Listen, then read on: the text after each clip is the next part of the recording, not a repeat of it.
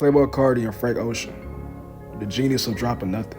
Imagine this, two of the most influential and most talked about artists in the music industry today, yet they don't release music often. They don't flood the market with content, and they don't need to. What if I told you that Playboi Cardi and Frank Ocean, by doing absolutely nothing, have managed to stay at the top of the music world? This is the genius behind dropping nothing. It's all a part of their plan.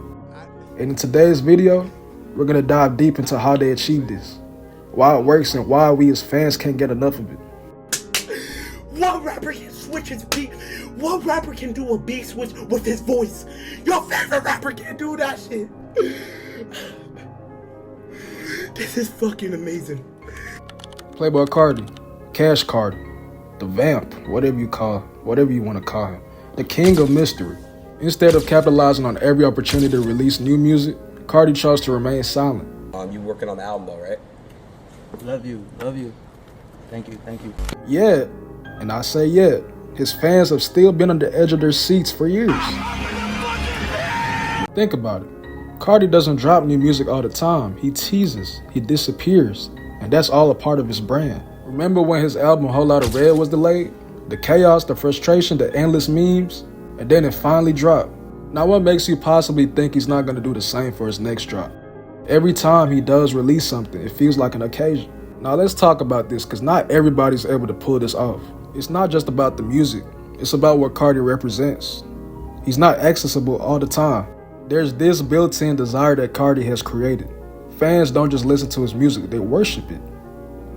I mean, y'all worship it. And that's all because he learned how to control his output by holding back. Now I think it's time we switch to Frank Ocean. You see, Frank is a different kind of artist. He's always been a bit of a mystery. His debut, Nostalgia Ultra, dropped like a bombshell. It really was unlike anything else at the time. But after that, Frank took a step back. He wasn't dropping singles every month, posting on Instagram, or trying to stay in the spotlight. He just vanished. And you know what happened? Fans fell deeper in love with him. When Blind dropped, it was huge. But here's the thing. He didn't use the traditional channels to release it. There was no huge promotion, no endless interviews. Instead, he built a quiet storm around it. I think Frank not only pleased me and came out with what I think musically and lyrically and instrumentally is a great record, but I think simultaneously pleased his fans and kind of gave them what they wanted. It definitely impressed me. I guess the only issue that wasn't an issue for me, but something that I hope isn't an issue for other people, is that I just kind of crossed my fingers and hope that a lot of people didn't find the music too sleepy or too uneventful on this album, because if you are a more patient listener, I think you are going to find a lot of things to like. He didn't just influence the way we listen to music, he influenced the way we perceive artists. He showed the world that you don't need to chase fame or constantly release content. This isn't about music. This is about control, power, and the art of mystery. This is the reason the psychology behind this works. Humans are wired to want what they can't have. It's called scarcity. Think about that. When something is rare, we place more value on it. That's why limited edition sneakers sell out in minutes. This is also the reason Michael Jackson had people fainting when he seen them. Michael Jackson was almost never accessible, just like Cardi and Frank. They know that every time they drop music, it becomes more special. And not only scarcity, also aura. Aura's a real thing, y'all. And no, I'm not talking about that cringe TikTok nonsense. They don't need to be in the spotlight all the time. When they do show up, it's because they want to. He's starstruck, I'm starstruck. Oh my gosh, stop it, Frank. I need you to know that we very rarely get blessed with your presence. So they make themselves larger than the music itself. And that's why their fans worship them. And unfortunately, it's a unique power that most artists cannot replicate. Multiple artists have tried to replicate Cardi and Frank's approach, but didn't get the same results. If you're too elusive, fans might start to feel a disconnect. And if you wait too long to drop music, you risk the momentum. So while scarcity is powerful, it's a delicate balance. The future of music might not be about constant drops, but about strategic moments where the artist remains in the control. So why do we love this? Why do we keep coming back for more? It's because Cardi and Frank have turned their music into an event. Their scarcity is so bad that whenever they drop, it literally feels significant. It's about the feeling they create around their release, and that's why we love them. So what's next for music? We are definitely going to see a shift in the way we consume music. The future of music might be about making every release count, rather than overwhelming fans with constant drops. It's going to be about mystique, The aura and the power of dropping nothing when everyone else is flooding the market.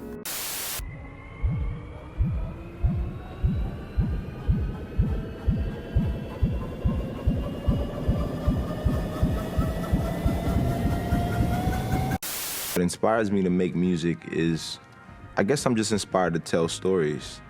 And you got to make sure the listener is listening to you. And so if you put it in the form of a song, oftentimes if the song is striking enough, then you can really deliver the story, most effectively while keeping the ear of the listener the whole time. So, I guess it all starts with the stories for me.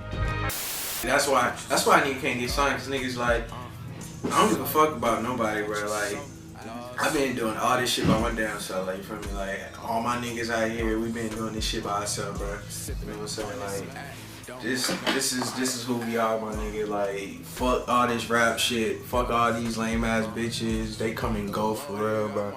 Like, man, you gotta get this money, bro. For real talk, bro. Y'all niggas don't know, man. We gonna wake y'all niggas up, though. We gonna wake y'all pussy niggas up. What's your favorite tea?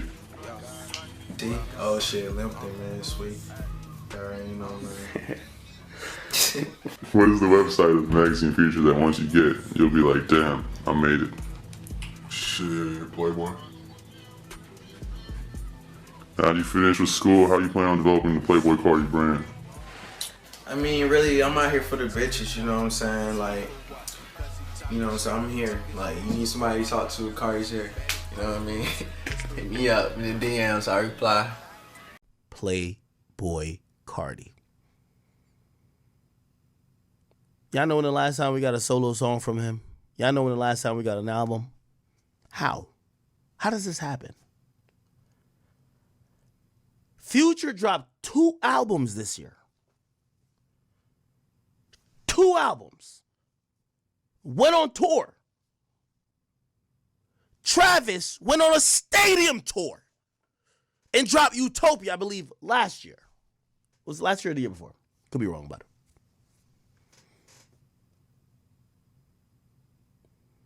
Lil Baby has previewed 67 songs and is claiming he's dropping his album in 3 weeks. He's giving the date. Y'all know when it's coming. But yet, the vampire, the mysterious one, the elusive one, the guy who, when he dropped Whole Lot of Red, we all said, what the fuck is this? And when we saw he announce an arena tour, we said, oh, this nigga's batshit crazy.